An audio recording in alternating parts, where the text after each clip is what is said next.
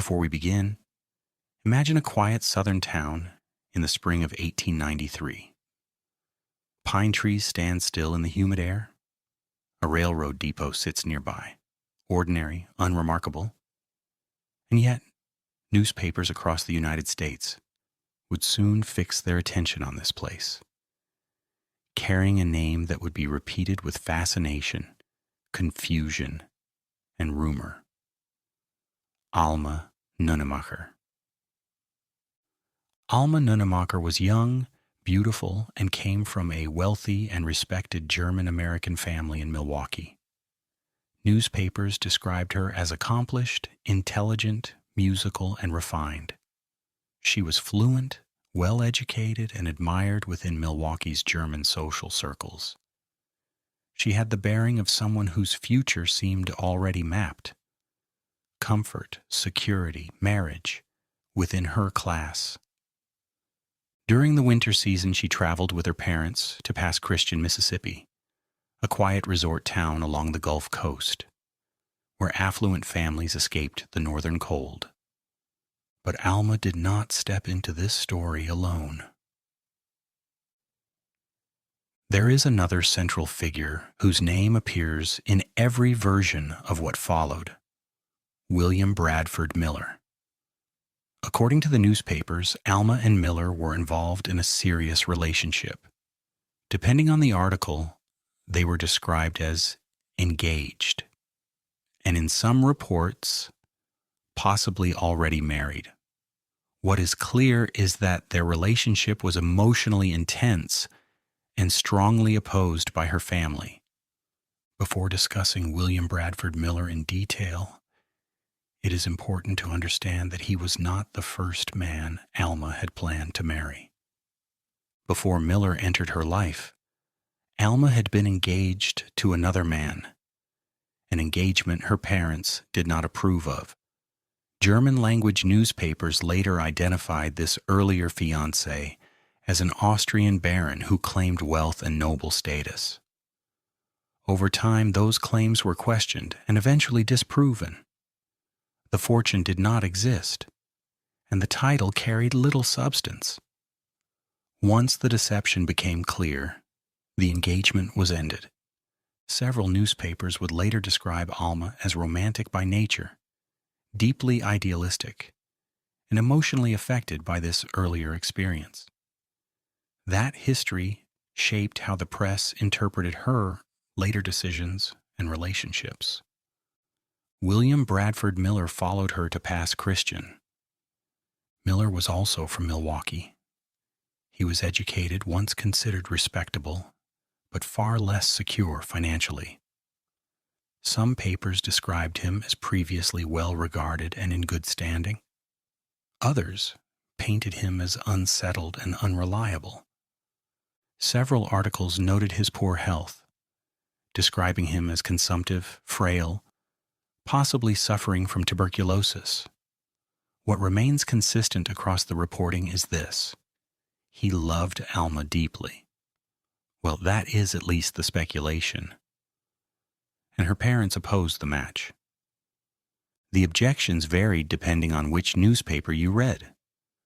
Some emphasized the parents' reasons as health. Others hinted at finances. Some implied class.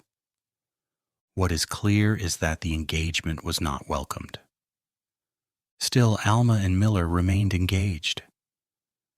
By March of 1893, tension had reached its breaking point. Miller arrived in Pass Christian about a week before the tragedy. According to the papers, there were conversations, heated ones. Letters were exchanged. Torn fragments of paper would later be found near the scene, their contents never fully known.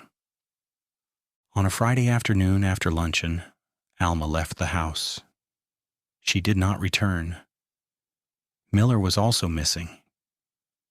At first, no one panicked. The assumption was simple and almost romantic. They had eloped. This belief lingered for hours, then days. It was reported that Alma's parents even left past Christian, traveling to New Orleans, hoping to find the young couple there or receive word from them. But while families waited, something far darker had already taken place. A boy made the discovery. In a pine thicket roughly 200 yards from the railroad depot, 2 bodies lay on the ground. Alma Nunnemacher had been shot through the head. William Bradford Miller lay nearby, also shot. A revolver was found beside him. The details would matter. Newspapers always care about details.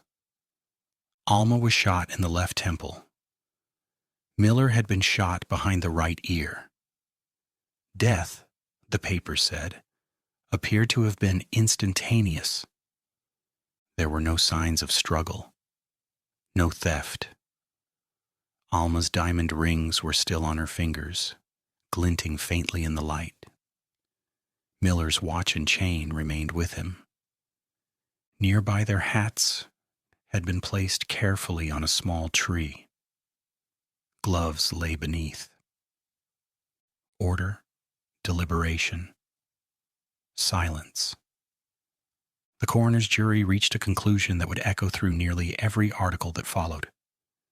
Miller, they said, died by suicide. Alma Nunnemacher, they said, died by his hand, with her consent. That phrase would change everything. Almost immediately, newspapers across the country began to wrestle with what had happened. Some treated it as a tragic lover's pact. Others rejected that interpretation entirely. One paper declared bluntly, they were husband and wife. That headline introduced a new and explosive claim. According to later reports, it was now said that Alma Nunnemacher and William Bradford Miller had been secretly married about 6 months before the tragedy. It was claimed that a marriage certificate had been found among Miller's personal effects. The marriage, one article said, had occurred the previous autumn during a visit Miller made to the Atlantic shore. And there was more. The same report claimed that Miller had made a will shortly before Christmas, leaving his property to his wife. If true, it changed the entire story. But newspapers were careful, sometimes. Phrases like, "It is now reported," "It is claimed," and "if this rumor is well-founded" appeared again and again. No official marriage record was ever publicly produced. No court confirmed it. Still, the rumor spread quickly because it explained something newspapers desperately wanted to explain. Why? Another set of articles focused not on marriage, but on preparation. It was reported that Miller had attempted to purchase morphine shortly before the tragedy. A druggist refused him without a prescription. Only after that refusal, papers said, did Miller borrow a revolver from a man named A.E. Northrup. To many readers, this detail mattered more than romance. It suggested planning, premeditation, a decision that unfolded step by step. One German-language paper concluded plainly that the act was wohlüberlegt, well considered. Then came the gossip. Some newspapers suggested jealousy. It was whispered that Alma had been spending time with another man, possibly a young physician. Other papers rejected this outright, calling such claims fabricated. Family statements later denied jealousy entirely, insisting the tragedy was not driven by betrayal or rage. Still, the rumor persisted. One article even suggested that Alma may have been killed on Friday evening and that Miller returned to the same spot the following day to end his own life. This theory was based on perceived differences in decomposition between the two bodies. Other papers dismissed the idea as speculation. Nothing about this story settled easily. What was consistent was the aftermath. The bodies were shipped back to Milwaukee almost immediately. There were no public ceremonies, no grand funeral announcements. Alma and Miller were placed side by side in a cemetery vault. Burial arrangements were private. Families withdrew from public view. Silence followed. Newspapers continued to argue among themselves. One called the case a desperate lover. Another framed it as a moral tragedy, love opposed by family, sealed by despair. Still another wrote of the shock to Milwaukee's German community, describing Alma as a social centerpiece whose loss was deeply felt. And always, always, that phrase returned, with her consent. Was it love? Was it pressure? Was it despair? Was it something darker? The truth, buried beneath rumor and restraint, never fully emerged. What remains is the record left behind in ink and paper.